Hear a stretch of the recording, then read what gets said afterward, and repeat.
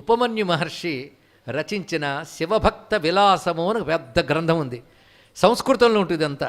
ఇందులో మొత్తం సెక్యులర్ ఏ ఆర్డర్లో 63 చరిత్ర రచించాడో 63 చరిత్రలో ఉంటుంది. అందులో సంస్కృత భాషలో ఉంటుంది. ఇక్కడ అంటే సంస్కృత భాషలోకి వచ్చేటప్పటికల్లా మహాపురాణముల స్థాయికి వెళ్ళిపోయింది ఇక్కడ.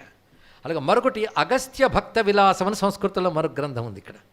అందులో కూడా భక్తుల చరిత్ర చాలా కనబడుతుంది. అలాగే స్కాంద పురాణంలో హాలాస్య మాహాత్మ్యం అని ఒకటి ఉంది. హాలాస్య మహాత్మ్యం అంటే ఏంటో కాదు, మధురైలో ఉన్న సుందరేశ్వరుడి చరిత్ర తెలుసా? మధురై మీనాక్షి సుందరేశ్వర్, మధురైలో ఉన్న సుందరేశ్వరుడి చరిత్ర ఇది సంస్కృతంలో ఉంటుంది.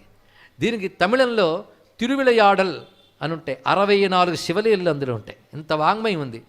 తెలుగు లేదు, ఇది సంస్కృతమే. హాలాస్య మహాత్మ్యం, ఉపమన్యు భక్త విలాసం, శివభక్త విలాసం, అగస్త్యుడి భక్త విలాసం, మొత్తం 3 సంస్కృత గ్రంథాలు. ఇవి కాక స్కంద పురాణంలో శివపురాణాదుల్లో కూడా శివభక్తుల చరిత్ర చెప్పబడతాయి.